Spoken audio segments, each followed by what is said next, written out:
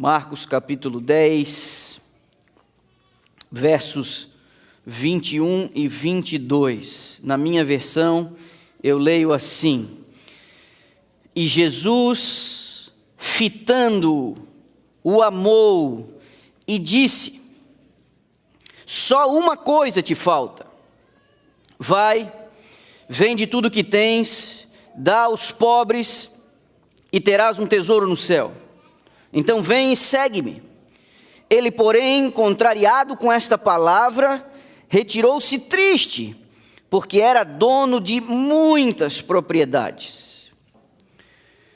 Existem várias formas de analisar esse episódio registrado por Marcos. É possível que você já tenha ouvido muitas vezes essa história. E é possível também que num primeiro momento isso não pareça muito interessante a você. Os três primeiros evangelhos, Mateus, Marcos e Lucas, contam essa história. E há muita similaridade entre os relatos. Mas cada um dos evangelhos acaba por fornecer um detalhe adicional e nos ajuda a montar uma espécie de mosaico. Quando nós colocamos os três relatos e os examinamos de maneira separada, detalhadamente, a gente consegue perceber que existem pedacinhos diferentes em cada um deles. E talvez você acabe percebendo nessa manhã que há mais sobre você nessa história do que num momento você imaginou. Eu, particularmente, passei muitos anos achando que essa história não tinha nada a ver comigo. E a razão é óbvia. Eu não sou rico. Certo dia, um amigo próximo, que era ancião da igreja, me disse assim, rindo, mas ao mesmo tempo com pena, né? Vocês pastores ganham muito pouco para ter que lidar com tantos problemas. Eu entendi o que ele quis dizer, a gente deu risada juntos, mas eu acabo discordando disso, porque o meu salário aqui, ele é suficiente. Mas eu entendo que a maior parte do meu salário está retido, e só no futuro eu vou ter acesso. No sentido comum do termo, eu digo de novo, eu não sou rico, eu não tenho uma conta bancária gorda, eu não tenho investimentos, imóveis. Então, por muito tempo, eu achei que essa história não tinha nada a ver comigo. Mas talvez eu a tenha lido superficialmente. O homem da parábola se sentiu atraído por Jesus. E o que nos surpreende neste relato é que isso não foi suficiente. Eu disse parábola, mas não é parábola. O homem dessa história, ele se sente atraído por Jesus e a história sugere que essa atração por Jesus não foi suficiente para ele. Porque uma admiração por Jesus, por mais bela e encantadora que seja, não basta. Viver um moralismo religioso também não é suficiente, semelhante a ele. Olha, isso eu tenho feito a minha vida inteira.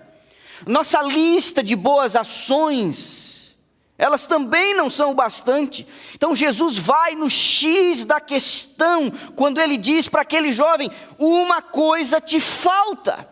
Aqui, essa coisa adquire um elemento customizado, tem uma coisa para cada um de nós, única, diferente, personalizada. A sua coisa é diferente da minha, e a minha talvez não tenha nada a ver com você. Quando nós nos encontramos com Cristo, é Ele quem trata de dizer que coisa é essa que nos falta. O jovem da história tinha um problema com seu patrimônio. Seguir Jesus exige o abandono dessa coisa. E Jesus não admitirá o primeiro lugar no seu coração com nenhum outro rival, seja lá qual for. Ele não aceitará nada menos do que tudo da sua vida. E a minha oração nessa manhã é que o Espírito do Senhor ajude você a reconhecer qual é a sua coisa. E sem uma confrontação, não haverá cura. Hoje nós não vamos usar band-aids e Tilenol aqui, porque é possível que o nosso problema exija algo muito maior do que isso. Você poderá encontrar abrigo em igrejas que se dizem cristãs, vendendo um Jesus bonzinho demais para dar algumas palmadas, mas Cristo não está nesses lugares. Você vai poder encontrar abraços acolhedores em comunidades que se dizem cristãs, mas o que realmente elas estão fazendo é preparar pessoas para a destruição. A salvação exige perdão, o perdão exige confissão, e a confissão exige confrontação. A coisa mais perniciosa que eu tenho ouvido de uns tempos para cá são argumentos missionários para acalmar a consciência de pecadores que não querem abrir mão de seus ídolos. Ajustes ao gosto do cliente. Princípios estão sendo negociados, vontades e preferências carnais para acomodar pecadores em suas poltronas confortáveis. Eu digo a você, não tente, não ouse impor sua vontade depravada a Deus, porque esse discurso não vai colar quando você tiver que dar conta dos seus atos. É papel da igreja ecoar as palavras de Cristo, e é meu papel nessa manhã dizer, uma coisa te falta. E a minha pergunta, o que estaria te faltando? Será que você anda cruzando a linha nas carícias com a sua namorada? Você tem ficado sozinho com ele ou com ela em horários e locais inapropriados? Será que a pureza e a virgindade viraram conceitos ultrapassados no nosso meio? Casados e solteiros, será que alguns de nós estão alimentando a sua mente com lixo da pornografia? Será que a gente aderiu por um acaso o conceito comum de masturbação como se fosse algo comum de alguém que está descobrindo o próprio corpo? Estaríamos nossas moças sensualizando para chamar a atenção para si e se sentir valorizadas? A mentira, para nós cristãos, virou apenas um recurso para subir na vida? Será que a gente começou a relativizar a desonestidade, dizendo que o mundo é dos espertos e problema dos bobos?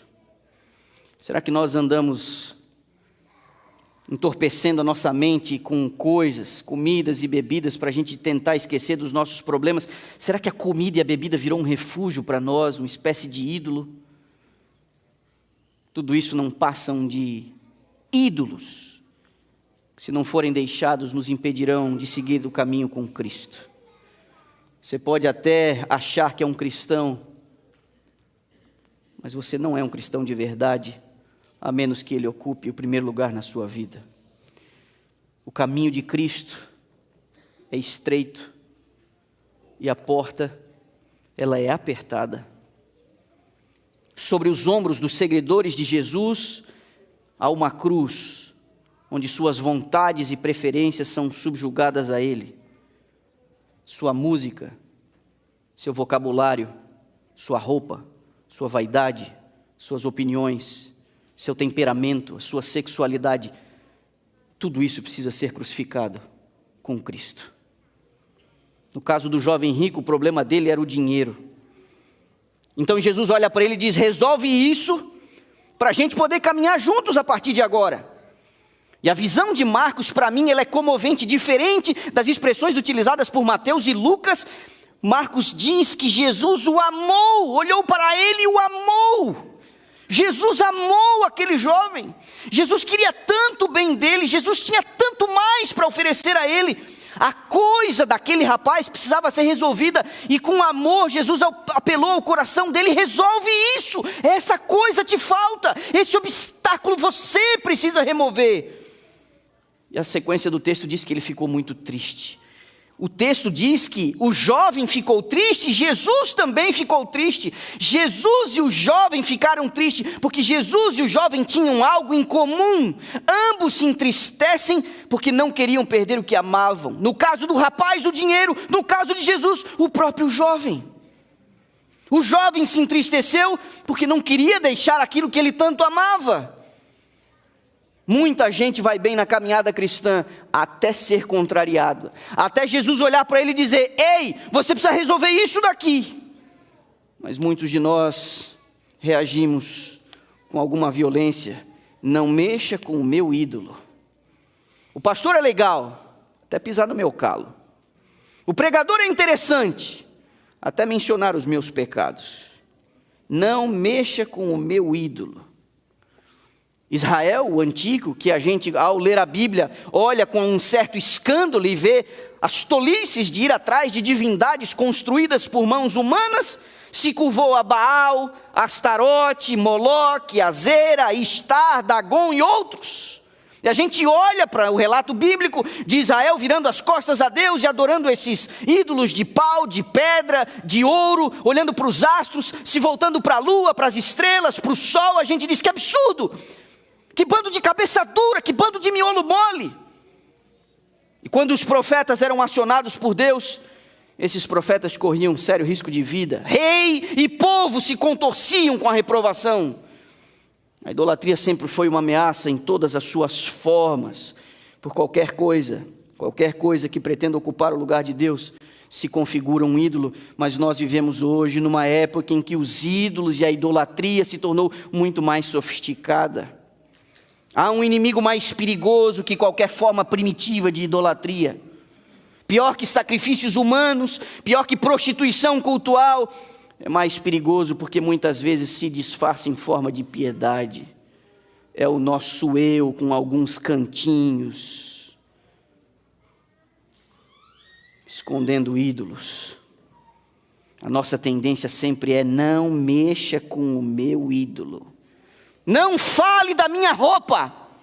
Deus conhece o meu coração. Não censure a escolha da minha namorada. Quem é você para fazer distinção de pessoas? Não tem nada de mais do que eu bebo na minha xícara. Por que você quer implicar com a cor da minha unha ou com a minha bijuteria? Não entre aqui. Existem cômodos na nossa alma, áreas na nossa vida, que se alguém se atrever a dar pitaco, a gente vira um bicho. Mencionar algumas dessas coisas no púlpito, confesso a você, me cansa, porque nós já deveríamos ter superado isso. Um diácono com fita métrica na porta da igreja é de um mau gosto sem tamanho ali para medir a saia das senhoras. Sermões com listinhas de pode e não pode é de uma imaturidade indescritível. Mas desde a antiguidade tem sido assim, pela dureza do coração de vocês, Deus falou a Israel. A gente tem que citar coisas que o princípio por si só, se entendido, entesourado no coração, já teria dado conta. Já não nos seria suficiente as palavras de Paulo, modéstia, decência e bom senso? Não seria a nossa extravagância um atrevimento contra esse princípio, o princípio da modéstia? Não seria a sensualidade de homens e mulheres com suas roupas apertadas e decotes provocantes? Não seria isso uma indecência? Ou isso para nós já não é mais importante? Lembrar que cada lugar e ocasião exige um certo tipo de vestimenta não é um apelo ao bom senso. Um museu, uma repartição pública, uma corte tem um dress code, mas na igreja tem que aceitar o que eu quero usar. Isso é um assunto chato. A estética revela quem a gente é. E a gente não pode esquecer disso. Mas para os legalistas de plantão, não esqueça que ainda é possível dissimular um coração idólatra e corrupto por trás de uma saia de lã no tornozelo ou de um paletó e gravata. Uma coisa te falta, a pergunta é feita. E eu digo, o que seria para você? Abandonar as suas rixas familiares? Irmãos de bico um com o outro, por anos. Se reconciliar com seu irmão miolo mole. Você pode ter um preguiçoso que não ajuda, que não se importa com seus pais, e você está chateado com seu irmão. Mas nós vamos levar isso até quando? Essas rixas até quando? Abrir mão de opiniões políticas tolas que só fazem dividir amigos, igreja, família, colegas. Uma coisa te falta, e o que seria? Ouvir um pouquinho mais a sua esposa, deixando esse seu machismo orgulhoso de lado? Uma coisa te falta, o que seria? Respeitar o teu esposo, honrando e reverenciando a missão dele como pastor da sua casa? Como me cansa a falta de respeito entre os casais. Em que momento eles se esqueceram de que são uma só carne. Não ridicularize o seu marido. Não faça piada com a sua esposa. Se a falta de respeito entre o marido e a esposa, nada será mais natural do que filhos rebeldes. Escuta o que eu estou te dizendo. O que te falta? Qual é a sua coisa? Parar de falar mal dos outros como um canto do corvo, um canto sombrio. Não consegue controlar a língua. Parar de reclamar de tudo e de todos como uma vitrola velha. Uma coisa te falta. Que coisa é essa? A sua coisa é a sua coisa. Resolve isso. Jesus amou aquele jovem. E Ele não ama menos você do que amou aquele jovem. E eu digo a você, não deixe esse recinto triste. Como se resolver a sua coisa fosse difícil demais para você. A boa notícia é que a graça opera em todos nós, nos dando poder para resolver essa coisa. Se há em sua alma o mínimo impulso de resolver, isso já seria suficiente para Deus atuar na sua vida. Pelo pecado nós fomos separados da vida de Deus. A gente tem um tipo de paralisia. Por nós mesmos, nós somos incapazes de viver uma vida santa, tanto quanto um paralítico é incapaz de levantar e andar. Se você está triste, lutando, olhe para cima. O Salvador se inclina sobre você, quem Ele adquiriu com seu próprio sangue, dizendo com inexprimível ternura e piedade: você quer ser curado? Ele pede que você se levante com saúde e paz. E Ele não espera que você sinta estar curado, Ele quer que você creia na palavra dEle, e essa palavra será cumprida na sua vida. Ponha a sua vontade ao lado de Cristo, seja qual for a prática pecaminosa, o desejo dominador que pela longa transigência aprisiona a sua mente e o seu corpo. Cristo é capaz de libertar e Ele anseia fazê-lo. Ele transmitirá vida à pessoa que está morta em sua transgressão. Desejado de todas as nações, páginas 151 e 152. Olhe para mim, minha igreja.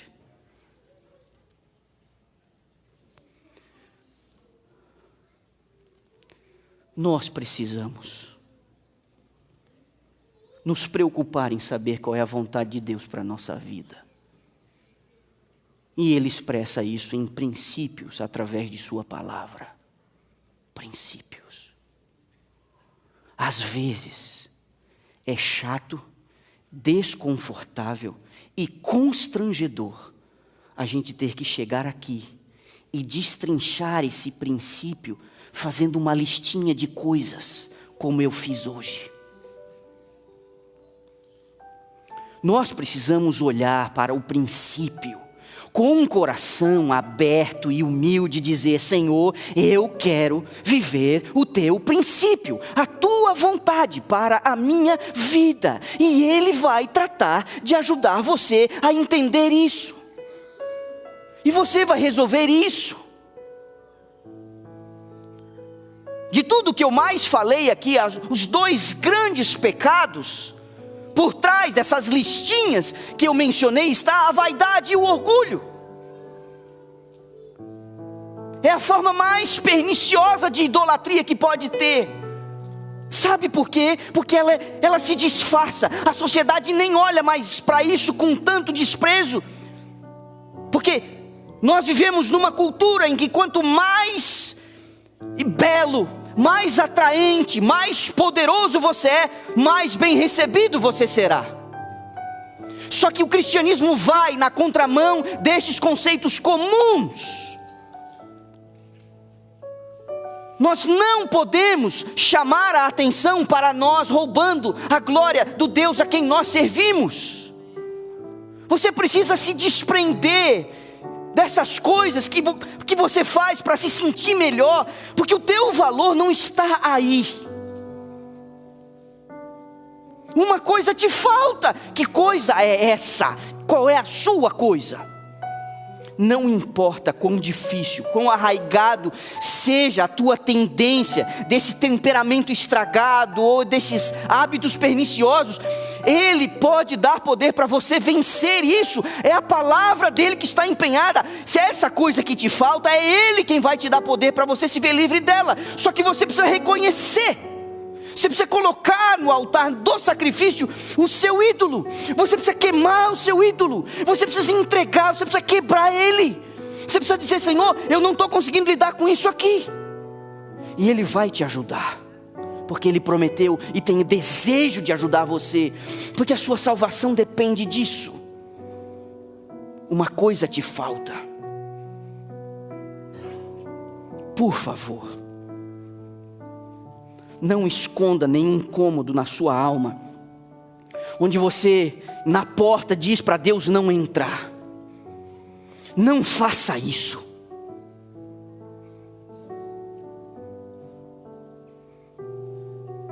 Nossa vaidade, o nosso apetite, o nosso orgulho, a nossa intransigência, os nossos rancores, tudo isso tem atrapalhado a nossa vida e tem feito com que Jesus fique no banco do carona. Porque numa vida em que Ele reina, Ele vai resolver todas essas coisas, todas, para a glória dEle e para o teu bem. O rapaz ficou triste, porque ele amava demais aquele negócio da vida dele. Ele sai triste. E as reações de Jesus, descritas em Marcos, para mim são surpreendentes, porque o relato diz que Jesus o amou e Jesus se entristeceu. Jesus nos ama e nós temos o poder de mexer com os sentimentos dele. É com profunda compaixão que Ele se encurva sobre essa igreja na manhã deste sábado, olhando para dentro da tua alma, para os recintos mais secretos do teu coração. Ele sabe o que você precisa resolver e Ele está apelando a você nesse momento: entrega esse troço para mim, que eu vou te ajudar a resolver. Entrega esse mau hábito, entrega esse vício, entrega essa tendência, entrega isso para mim, que eu vou resolver. Nós vamos juntos. Mas não adia. Não caia na cilada de achar que você vai resolver isso para depois a gente começar a caminhar juntos, porque é eu quem tem que resolver isso para você. Você não tem poder para caminhar comigo a menos que eu resolva para você, mas você tem que me entregar. Eu vou resolver, mas você tem que me entregar. Pergunta: qual será a tua resposta na manhã desse sábado? Não mexa com o meu ídolo? Ou você vai dizer para Deus: tem misericórdia de mim, me ajuda. Eu preciso de ajuda. Eu já tentei, eu não consegui.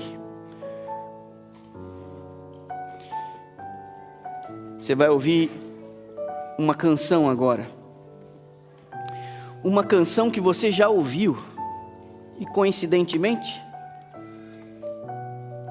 eu pedi essa canção para o final. E essa canção foi também usada agora, antes de a gente cantar com a igreja. Se ele não for o primeiro. E eu quero fazer um apelo à minha igreja, a igreja que eu tanto amo, a Igreja Brasileira de Dallas. Enquanto nós estivermos cantando essa canção é um apelo a cada frase. Eu queria convidar você, se você tiver algum ídolo que você nessa manhã queira entregar a Deus, para dizer: Senhor, eu me rendo, resolve isso para mim. Eu queria que você viesse aqui à frente para a gente poder orar juntos enquanto elas estiverem cantando. Eu faço esse apelo a você. Eu não sei qual é a sua coisa, eu sei qual é a minha coisa. Eu sei qual é a minha coisa, quais são as minhas coisas, quais são as minhas lutas. Mas quer saber? Eu não quero trocar a eternidade por absolutamente nenhuma vontade que eu tenho. Eu não quero trocar o céu por absolutamente nada desta terra. Eu não quero trocar, nem que eu chegue lá em pedaços, me arrastando, sem uma perna, pobre, miserável. Eu quero ir para lá. Eu não tenho interesse nas coisas daqui. E a minha vontade, o meu ídolo, nessa manhã eu quero entregar a Deus. Não é fácil, mas é necessário. E o meu apelo é, durante essa canção, se você tem o seu apelo, se você tem o seu ídolo, atenda o apelo e vem aqui à frente e diga: Senhor, está aqui. Se aproprie do convite, do poder e da força que Ele está se oferecendo nesse momento. Eu vou estar aqui orando por você e por mim.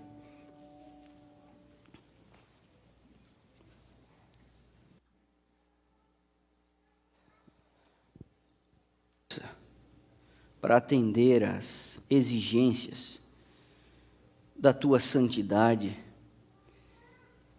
e do teu grande propósito para a nossa vida. Nós não temos força, mas o Senhor já sabe disso.